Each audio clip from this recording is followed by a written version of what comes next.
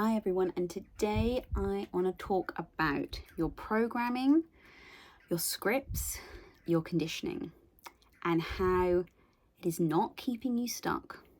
It is not the bad guy, and how we need to move on from this idea. Okay, so I see a lot of people on social media, on YouTube, talking about our programs, our conditioning, the scripts, the unconscious scripts that we run. We talk about the ego, and all of these things get turned into the bad guy. It's this part of us that we don't like. And instead of kind of accepting it for what it is, we demonize it.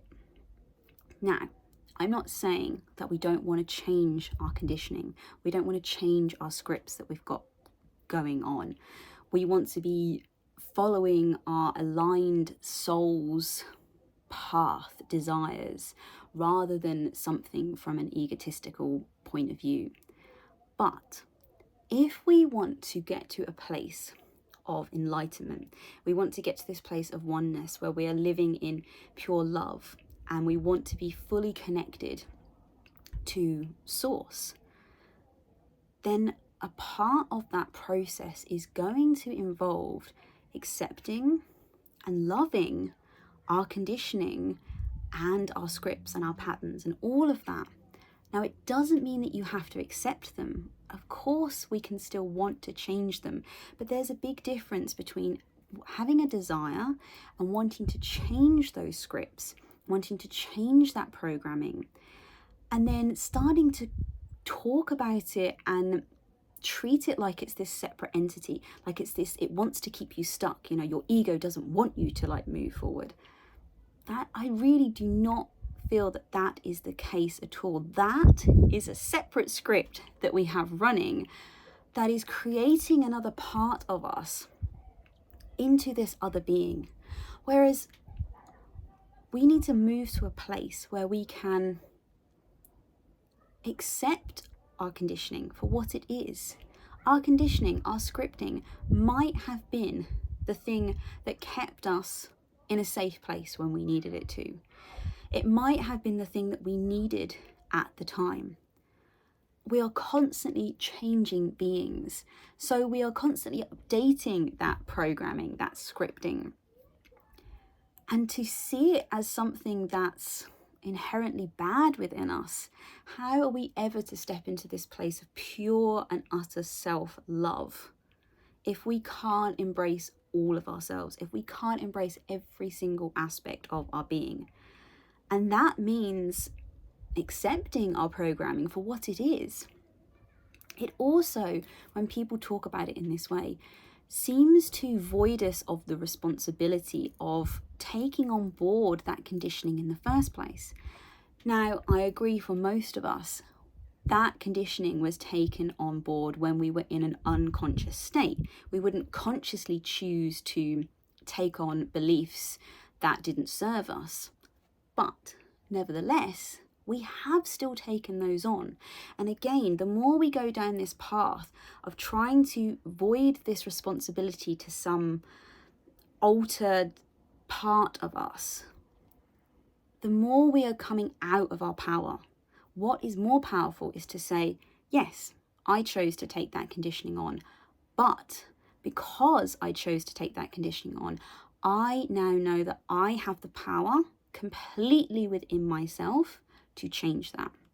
So yes, it might have been society or our parents or schools, whatever it is, that influenced us to have a certain conditioning. But we still chose whether to accept that or not. And that means we can choose to change it. But when we kind of sit in this place where it's like this other part of us, this part that we don't want, this part that has some control over us, we're handing back our power to the parts of us that all we need to do is simply accept them and say, I'm ready to change them now. I am ready to bring in a more positive stance. a belief that serves me, because I now recognize it. I'm in a conscious state and I am able, through the power of my mind, to change that belief. And that really is as simple as it is. We don't have to demonize it. We don't have to put, and again, we're putting blame on it. So it's like, instead of putting blame on external people in our reality, which we've kind of started to shift away from, we're still putting blame onto something. We're still saying that it's this thing is what is keeping me stuck, when really all it is it's ourselves. But it's not about beating up on ourselves. It's not about saying we were wrong to take that on board. And of course, most of us were unconscious when we took those beliefs on board. But if we want to step into true sovereign beings, then a part of that is accepting that we chose to integrate that conditioning with our own mind. And we can change that. We can consciously choose to replace that with something else. That is the beauty of our brains, is that we can choose. We can simply decide that we want to rewire it. And yes, sometimes it does take a bit of work to go through that process. It takes habit and pattern to override that, but it's doable. And we do it all the time with other things. So next time you catch yourself slipping into that mindset where you're blaming something on your ego, or that your conditioning or your patterns or your scripting is what is keeping you stuck and it doesn't want you to let go of it, just think to yourself, right, what would my inner being say about this? This is always what is such a helpful thing to go back to.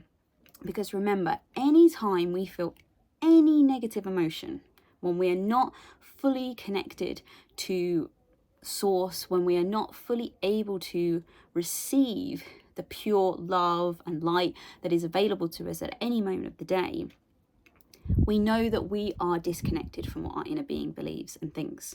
So when you get into that mindset, just ask yourself, what would my inner being say about this? Would my inner being say that a part of me is evil or wants to keep me stuck or is not benefiting me? Our inner being never believes anything is negative, that anything is ever bad for us. Our inner being just resides in pure love. So use that as a tool. Ask yourself, what would my inner being, what would my higher self think of this? And let's stop demonizing a part of us that really is actually a helpful indicator to us. It's a part of us that gives us contrast. If we don't have those patterns, those limiting beliefs that cause us to do things that we don't want to do sometimes, we don't create any kind of contrast to then launch new desires. When we behave in a way that we don't want to, we instantly realize how we do want to behave. Those parts of us are not things to be, they're not things to be demonized. They are helping us, they are tools, but they are only tools if we choose to see them in that way. So take this away. Let me know what you think in the comments about this, because I don't think any part of ourselves, past, present, future, should be put into a category of something that we want to demonize or to separate from ourselves, because that does not encourage a feeling of oneness. It does not encourage a feeling of deep self-love. I wanted to share that with you today because it's popped up quite a few times on my Instagram feed. So that is my sign to share this. Let me know what you think in the comments. And if you are wanting more empowerment, more thought-provoking ideas, if you want more support in being able to consciously create the life that you desire, then make sure you sign up to my newsletter, which you can find the link for down in the description box below. And I will catch you in the next video. Have a great day.